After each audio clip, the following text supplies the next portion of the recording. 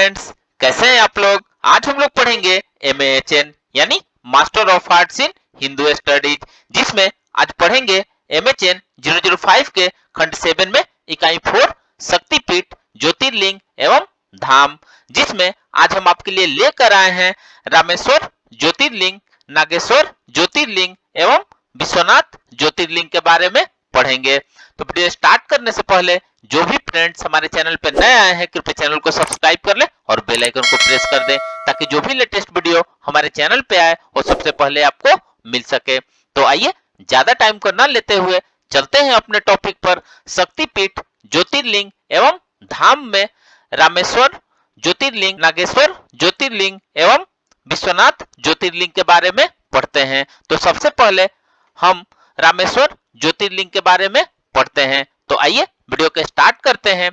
हिंदू धर्म में यह मान्यता है कि काशी में बिंदु माधव के पास गंगा स्नान करके वहां से गंगाजल लेकर उसे रामेश्वर में अर्पित करना और रामेश्वर के धनुषकोटि सेतु माधव में स्नान करके वहां की बालुका का प्रयोग में बेणी माधव के पास त्रिवेणी में समर्पित करके फिर त्रिवेणी संगम का जल अपने घर लाया जाता है, जिसमें चारों धामों की यात्रा संपूर्ण मानी जाती है। स्कंद पुराण और शिव पुराण में इसकी कथा वर्णित है, जिसके अनुसार वानर सेना के साथ जब श्री राम दक्षिण में समुद्र तट पर पहुंचे, तब उन्होंने वहां शिव की पूजा एवं एक पार्थिव शिवलिंग बनाकर 1650 से विधिवत शिव जी की आराधना की। शिव जी प्रसन्न होकर साक्षात प्रकट हो गए और सप्रेम उनकी अर्चना बंदन करने पर श्री राम से वर मांगने को कहा। इस पर श्री राम ने संसार को पवित्र करने और दूसरे के उपकार के लिए आप यहाँ निवास करें, ऐसा वर मांगा। प्रभु ने प्रसन्न होकर एवं मस्तु कहकर रामेश्वर नाम से अपनी स्थिति की और शिवलिंग होकर रामेश्वर नाम से इस धरा पर विख्यात हुए। शिव जी की कृपा से ही राम जी रावण आदि दुर्दध रावण आदि महासुरों का शिव जी की कृपा से ही राम जी रावण आदि दुर्दध रावण आदि महासुरों को मारकर विजयी हुए। जो व्यक्ति रामेश्वर महादेव का दर्शन करता है और उन पर गंगा जल चढ़ाता है, वह जीवन मुक्त होकर अंत में मोक्ष प्राप्त करता है। तमिलनाडु के रामनाड जिले में बालू के और विशाल द्वीप पर स्थित यह मंदिर अत्यंत दिव्य और दर्शनीय है। इसके प्रवेश द्वार पर 10 तलों वाला गोपुर है। संपूर्ण मंदिर अद्भुत शिल्प एवं तक्षण से परिपूर्ण है। मंदिर के चारों और पत्थरों से बनी भारी व मजबूत दीवार है, जिसकी चौड़ाई 650 फीट और ऊंचाई 125 फीट है। यह एक सुवर्ण मंडित स्तंभ के पास 13 फीट ऊंचा और 9 फीट चौड़ा एक अखंड पत्थर में निर्मित नंदी का विग्रह अत्यंत मनोरम है।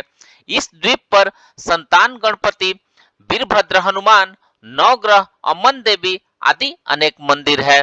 प्रमुख मंदिर से प्राय 2 किलोमीटर अंतर पर गंधमादन पर्वत टीले पर एक किले का भग्नावशेष के अतिरिक्त नंदनबंद में रामखाई, राम झरोखा, विभीषण मंदिर आदि दर्शनीय स्थल है। यहाँ राम तीर्थ, सीता कुंड, जटा तीर्थ, लक्ष्मण तीर्थ और कपि तीर्थ, ब्रह्म कुंड, गालव तीर्थ और कोदंड राम तीर्थ, पांडव तीर्थ आदि 24 तीर्थ हैं, जिनके मधुर और स्वादु जल में स्नान करने से मनुष्य तन मन निर्मल हो जाता है। महाशिवरात्रि और आषाढ़ के महीने में 15 दिन का बड़तरा मेला लगता है। आइए अब नेक्स्ट देखते हैं नागेश्वर ज्योतिर्लिंग। दक्ष प्रजापति कृत अपमान से देवी पार्वती के सती हो जाने के कारण दुखी भगवान शंकर ने विरक्त होकर अपने शरीर को अमरदक नामक झील के समीप दग्ध कर डाला। द्वापर में वनवासी पांडवों के अमरदक प्रवास के दौरान एक दिन गायों के द्वारा झील के मध्य स्वतः ही दुग्ध स्राव से आश्चर्यचकित भीम के द्वारा उस स्थान पर गदा प्रहार करने से रक्त धारा का प्रस्फुटन के पश्चात झील की तलहटी में दिव्य ज्योतिर्लिंग का साक्षात्कार हुआ।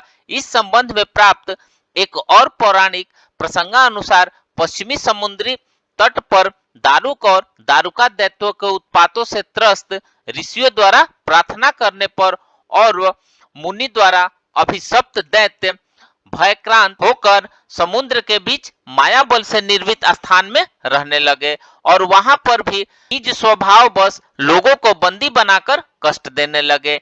एक बार उन्हीं बंदियों में परम शिव भक्त सुप्रिय नामक वैश्य भी था, जो बिना शिवार्चना के अन्न जल ग्रहण न करता था।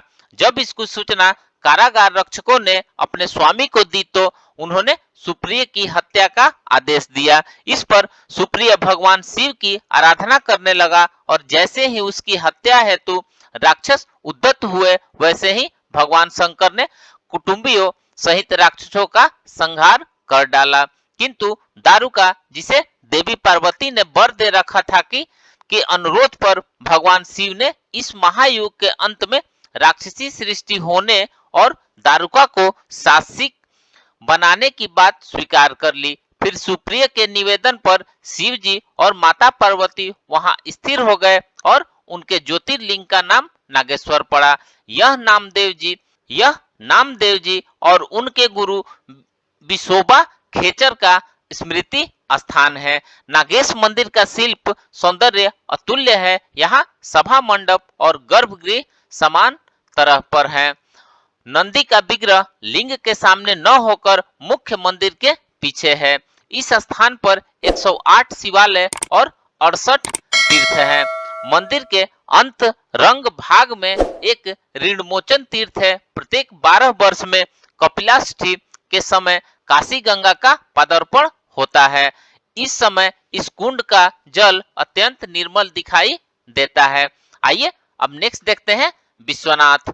वरुणा और असी नामक दो नदियों के संगम स्थल पर स्थित वाराणसी नामक दिव्य पौराणिक मोक्षदायिनी नगरी काशी का विस्तार दिवोदास नामक राजा ने किया था। मान्यता है कि शिव जी ने अपनी ही प्रेरणा से समस्त तेज संपन्न अत्यंत शोभायमान पंचकोशी नगरी का निर्माण करके उसे संपूर्ण लोकों से पृथक अपने त्रिशूल पर स्थित किया और यही मुक्तिप्रद ज्योतिर्लिंग की स्वयं ही स्थापना की। इस नगरी को उन्होंने अपने त्रिशूल से उतारकर मृत्यु लोक में स्थापित किया, जो कल्पांत में प्रलय होने पर पुनः उनके द्वारा अपने त्रिशूल पर धारण कर ली जाती है। निसंदेह यह नगरी मोक्षदा एवं ज्ञानदा है। यहाँ मरने वाला प्रत्येक मोक्ष का भागी होता है। इस क्षेत्र में किया गया कर्म सहस्त्र वर्षों तक क्षय को भी प्राप्त नहीं होता है। संरक्षक के रूप में दंडापाणी और काल भैरव इसकी रक्षा करते हैं। यहाँ गंगा जी के तट पर 84 घाट, कई तीर्थ कुंड है।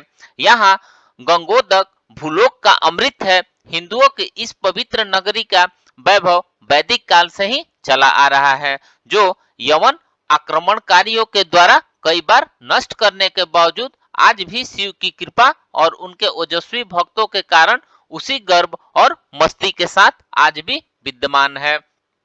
संप्रति काशी विश्वेश्वर का मंदिर देवी अहिल्याबाई होलकर ने सन 1777 में इसे पुनः निर्मित किया।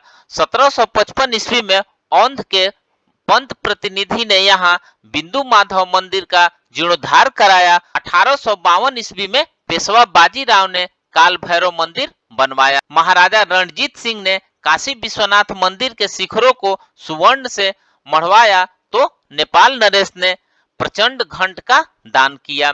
काशीस्थ देवताओं से संबंधित स्तुतिपरक श्लोक इस प्रकार से आप पढ़ सकते हैं। तो फ्रेंड्स, इस प्रकार से आज हमने शक्तिपीठ, ज्योतिर्लिंग एवं धाम में रामेश्वर ज्योतिर्लिंग, नागेश्वर ज्योतिर्लिंग और विश्वनाथ ज्योतिर्लिंग के बारे में पढ़ा। तो मिलते हैं एक नए वीडियो के साथ में, तब तक हमारे चैनल पे बने रहिए। धन्यवाद।